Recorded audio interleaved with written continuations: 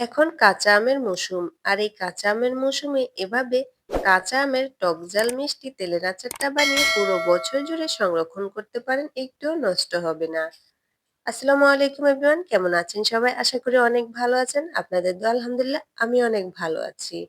আজকে আমি আপনাদেরকে তৈরি করে দেখাবো কাঁচা আমের টক ঝাল মিষ্টি তেলের আচার। এই আচারটা অনেকেই খিচুড়ি, পোলাও বা সাদা ভাতের সঙ্গেও খেতে খুব পছন্দ করে। তারা চাইলে এভাবে এই কাঁচা আমের আচারটা তৈরি করে পুরো বছর জুড়ে রেখে খেতে পারেন।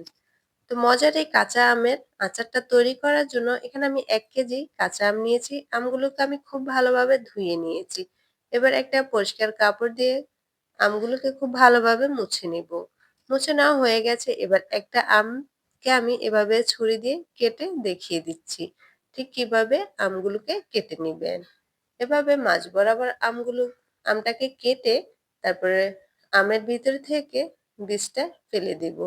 এরপর এভাবে আবার মাঝ বরাবর একটা ফিস দিয়ে একটা আমকে আমি ৪ টুকরো করে কেটে নিব। আমি আমগুলো ছিলকে সহ নিয়েছি। আপনারা চাইলে ছিলকেটা ফেলে দিয়েও নিতে পারেন। আমার কাছে কাঁচা আমের ছিলকা সহ আচারটা খেতে খুব ভালো লাগে। তো এভাবে আমি সবগুলো আম কেটে নিয়েছি। এবার একটা বাটির মধ্যে নিয়ে নিব।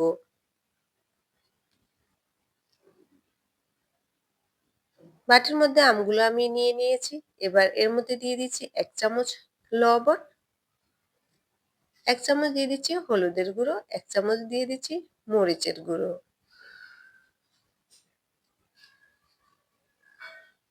আর দিয়ে দিচ্ছি ১/২ কাপ কাসুন্দি। আমি এখানে কাসুন্দিটা ব্যবহার করছি, আপনারা চাইলে সর্ষে বাটাটাও ব্যবহার করতে পারেন। এরপর দিয়ে দিচ্ছি স্বাদ অনুযায়ী চিনি। এখানে আমি মিষ্টির জন্য ১.৫ কাপ চিনি দিয়েছি। এবার এই সবকিছুকে খুব ভালোভাবে মিশিয়ে নিব।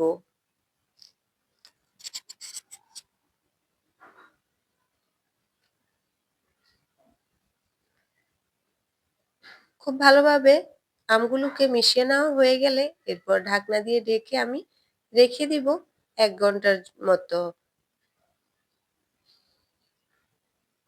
এদিকে আমি মসলাটা তৈরি করে নিব আচারের জন্য। তার জন্য চুলায় একটা ফ্রাই প্যান বসিয়ে দিয়েছি। ফ্রাই প্যানে দিয়ে দিচ্ছি ৪ টা শুকনো মরিচ। মরিচগুলোকে একটু হালকা করে আগে ভেজে নিচ্ছি। এরপর দিয়ে দিচ্ছি কিছুটা পাঁচফোড়ন। এখানে আমি দোকানে যে কিনা প্যাকেটের পাঁচফোড়নটা পাওয়া যায়, এক প্যাকেটের মধ্যেই সবকিছু থাকে।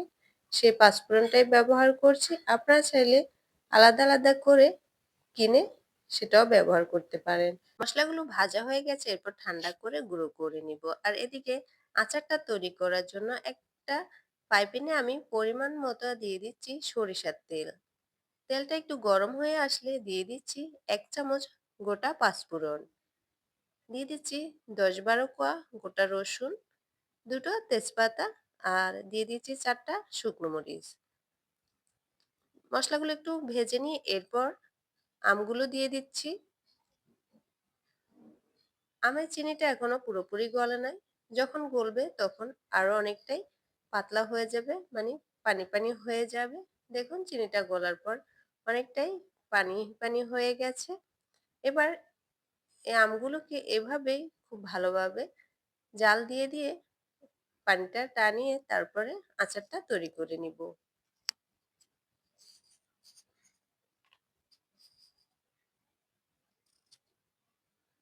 এভাবেই নেড়ে, নেড়ে আমি আচারটা তৈরি করে নিচ্ছি। আর এইভাবে আচার তৈরি করলে একটা আমও কিন্তু গলবে না। সবগুলো আম কিন্তু এমন থাকবে। আপনারা শুরু থেকে শেষ পর্যন্ত ভিডিওটা দেখবেন, তাহলেই বুঝতে পারবেন। একটা আমও কিন্তু গলে যাবে না। দেখুন আমি কিন্তু মাঝে, মাঝে দেখিয়ে দিচ্ছি। আর নাড়তেছি। আমি কিন্তু অনবরত নাড়তেছি, তাও একটা আমও ভাঙেনি।